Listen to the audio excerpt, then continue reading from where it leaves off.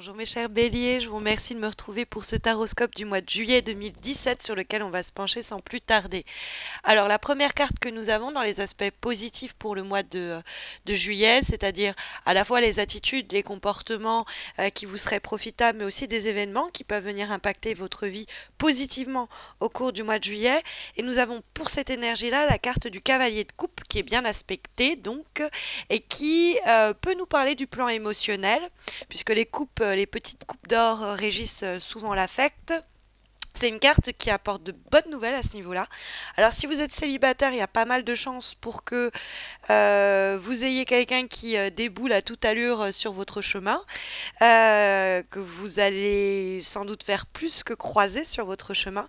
Ça peut être quelqu'un qui est assez séducteur, séductrice, donc peut-être quelqu'un qui est aussi de passage, parce qu'il y a quelque chose de l'ordre de l'aventurier, de la voyageuse, dans le cadre du cavalier de coupe. Ça peut être juste une nouvelle relation ou comme une relation à saisir un petit peu sur le passage. Donc c'est pas pour autant dit que le cavalier de coupe soit là pour signaler quelque chose de solide ou de stable. C'est plutôt peut-être quelque chose un peu de passionné ou d'éphémère ou de surprenant. On est dans l'idée d'explorer ses envies et ses désirs, sur le plan amoureux en tout cas. Mais de façon générale, le cavalier de coupe, c'est une carte qui nous dit qu'on doit parce que l'on peut d'ailleurs faire avancer les choses, parce qu'il va y avoir une proposition qui va nous être faite. Cette idée, elle est également mentionnée par le 4 de coupe, qui nous présente ce personnage à qui l'on tend une coupe, mais qui ne s'en saisit pas tout de suite. Comme vous pouvez le voir, il a déjà 3 coupes qui sont posées devant lui. Entre guillemets, il connaît la chanson, donc il n'est pas certain de repartir pour une nouvelle danse, ou alors plus simplement, il réfléchit sur la nécessité de cette 4e coupe, ou cette offre qu'on lui fait en tout cas. Donc il pourrait avoir des nouvelles, des propositions qui vous sont faites sur un plan pas uniquement relationnel mais en général. Le cavalier de coupe signale dans ce sens-là que c'est plutôt des bonnes propositions ou de bonnes nouvelles qui arrivent et que libre à vous de envisager non plus d'essayer d'y voir plus clair comme pourrait le signaler le 4 de coupe parce qu'en vibration on a cette personne qui essaye d'atteindre une forme d'illumination, c'est-à-dire trouver une solution, une réponse. C'est une carte qui nous dit qu'on ne se presse pas ou on s'empresse pas de choisir, de décider, de trancher. Et au contraire, c'est un temps de pause au cours duquel on se dit, bon, alors est-ce que j'y retourne, est-ce que j'y retourne pas, ou est-ce que tout simplement je tente cette opportunité-là. Mais le cavalier de coupe, justement, il va vous pousser à agir, à vous engager, à ne pas hésiter à saisir la moindre opportunité, le moindre moment qui pourra faire avancer cette situation, cette relation, ce problème, ce projet, etc., etc. Le cavalier de coupe, c'est une carte qui vous pousse à aller vers la nouveauté, quelle qu'elle soit, sur un plan notamment émotionnel.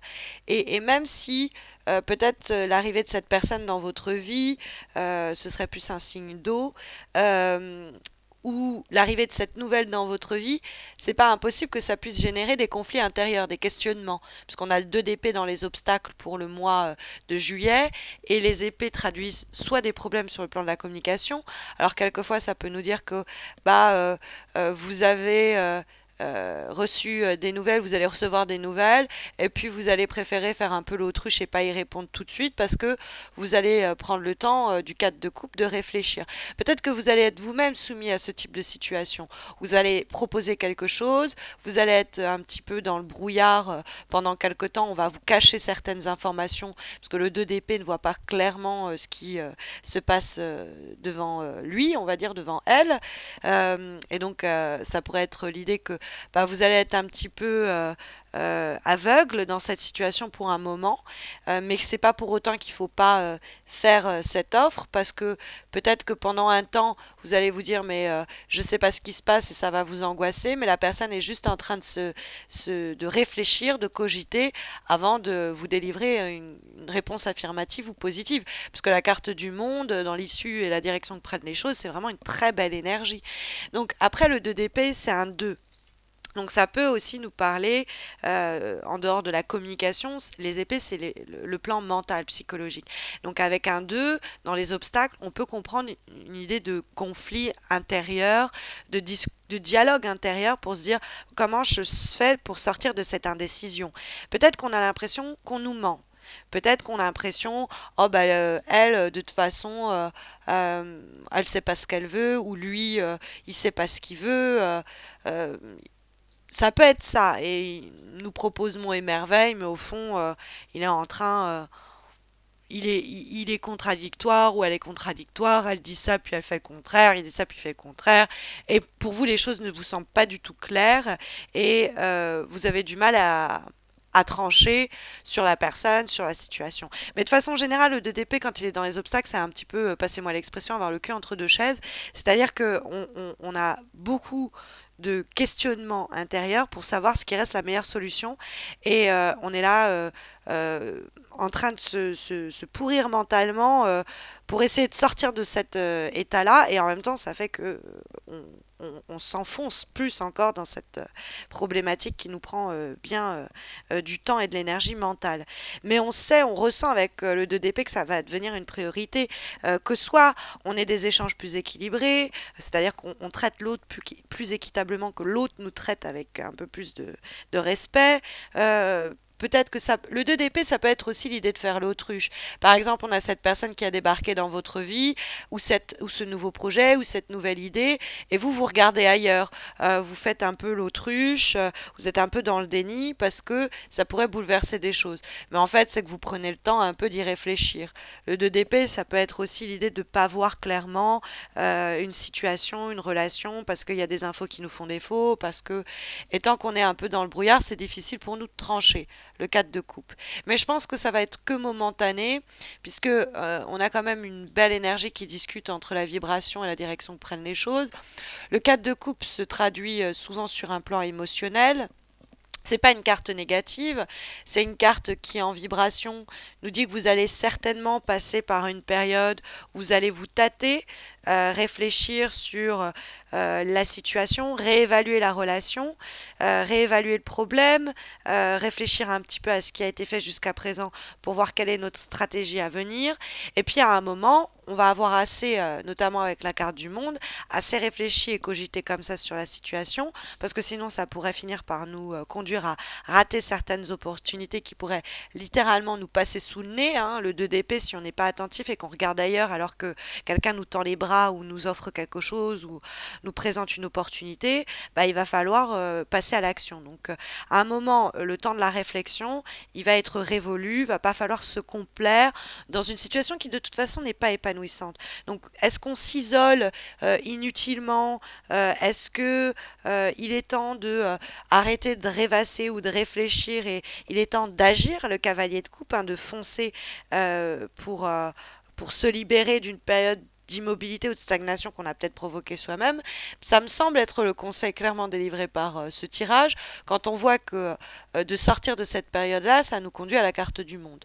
Bon, après, c'est vrai que la carte du monde, c'est une carte qui nous parle de voyage, qui nous parle de l'étranger. Donc, bon, en cette période estivale, c'est évident qu'on peut y lire la présence possible d'un voyage au mois de juillet important, mais qui va nous faire du bien. Peut-être qu'il va nous sortir de ce cadre de coupe où on était un petit peu déconnecté du monde et des autres. Mais la carte du monde, c'est quand même une très belle énergie qui permet l'aboutissement des projets. C'est une réceptivité au monde extérieur qui finit par payer. Quelquefois, sur le plan professionnel, c'est une mutation, c'est on change carrément de pays ou de continent, ou on travaille, on collabore avec des personnes venues de l'étranger. On pourrait faire une rencontre avec quelqu'un à l'étranger ou qui vient de l'étranger. Mais c'est une carte normalement d'accomplissement, d'épanouissement. Le monde, il y a une belle opportunité très saine qui nous tend les bras et qu'il est libre à nous d'aller saisir. Et ça va passer notamment par la mise en application des conseils qui nous sont délivrés par le jeu. Cette idée de saisir, provoquer n'importe quelle opportunité qu'on viendrait nous tendre et qui va passer notamment par une intensité dans vos actions parce que le cavalier de coupe, il cherche l'aventure clôturer l'expérience, et qu'en plus on a en cinquième carte, qui est issue cette fois-ci du tarot Oshozen.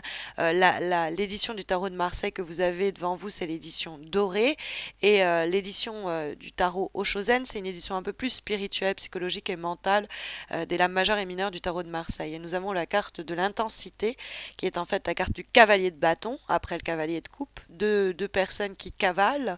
Alors peut-être que vous allez à la rencontre l'un de l'autre, peut-être que c'est quelqu'un qui vient à votre rescousse, mais en tout cas il y a du mouvement, un mouvement qu'encourage le jeu à travers notamment la carte de l'intensité, puisque cette carte-là, elle est là pour nous délivrer un conseil pour le mois de juillet sur le plan mental, et que le cavalier de bâton nous dit, le cavalier de feu, qu'il faut se lancer dans l'aventure. C'est une carte de voyage, encore une fois, mais c'est une carte qui nous dit qu'on n'a pas peur d'aller de l'avant, de tenter des choses. On pourrait être amené à voyager dans le cadre professionnel ou d'un projet pour saisir des opportunités ou provoquer certaines opportunités si ça stagne. On pourrait aussi s'amouracher de quelqu'un qui n'est pas très libre parce que c'est quelqu'un en chemin soit c'est quelqu'un d'indépendant, soit c'est bon, mais il y a quand même une bonne il y a de la passion, une bonne communication entre vous, donc autant foncer.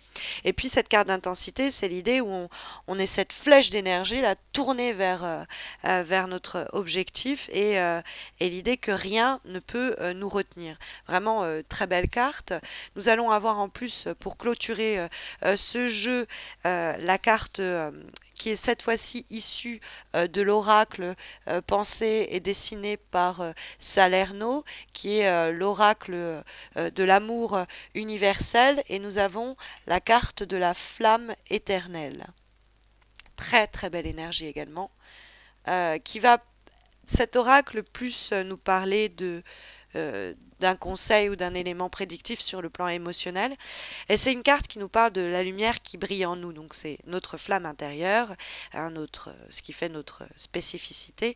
C'est l'idée que cette lumière-là, il n'y a rien ni personne qui doit l'étouffer ou l'éteindre ou même l'amoindrir. C'est l'idée que certaines croyances que vous avez, qui sont non fondées, ou certaines croyances de l'extérieur qu'on vous a imposées, que vous avez fait vôtres, et qui ne résonnent pas au fond avec vos envies ou avec votre mode de vie, doivent être complètement expulsées de votre monde intérieur, de votre existence, parce qu'au fond, c'est une manière de tester votre foi en vous-même. Qu'est-ce qui vous retient, ou qu'est-ce qui vous propulse, qu'est-ce qui vous amène vers encore plus d'authenticité, encore plus de façon de vivre pleinement votre réalité, votre vérité, et qu'est-ce qui vous en éloigne. Et c'est une carte qui nous dit qu'il faut rester ferme dans l'idée de ça c'est moi, c'est ce que je veux et c'est ce que je dois suivre, cette flamme, cette intensité qui va vous amener vers une possible grande satisfaction. Parce qu'en plus, c'est vrai que cette carte de flamme éternelle nous dit que en restant ferme comme ça, il y a un pouvoir nouveau que vous obtenez, et aussi une forme de libération certaine dont vous bénéficiez, quoi. Donc j'espère que ces conseils des cartes sauront vous aiguiller. Sachez que si vous avez besoin de quelque chose d'un peu plus spécifique, j'organise un concours chaque mois gratuit pour vous permettre de remporter sur Facebook un tirage gratuit, un petit peu comme celui-ci, tirage en croix, mais dédié à la question qui vous occupe actuellement. Donc c'est très simple, ça se passe sur Facebook. Vous avez le lien de ma page Facebook sous cette vidéo, donc n'hésitez pas à m'y rejoindre. Et puis n'hésitez pas non plus à vous abonner à ma chaîne YouTube si ce n'est pas encore fait. Je vous souhaite à tous et à toutes un très bon mois de juillet. Je vous retrouve à la fin du mois de juillet pour les horoscopes du mois d'août. Pour ceux et celles qui partent en vacances, je vous souhaite un très bon séjour. Et puis je vous retrouve très vite. Prenez soin de vous.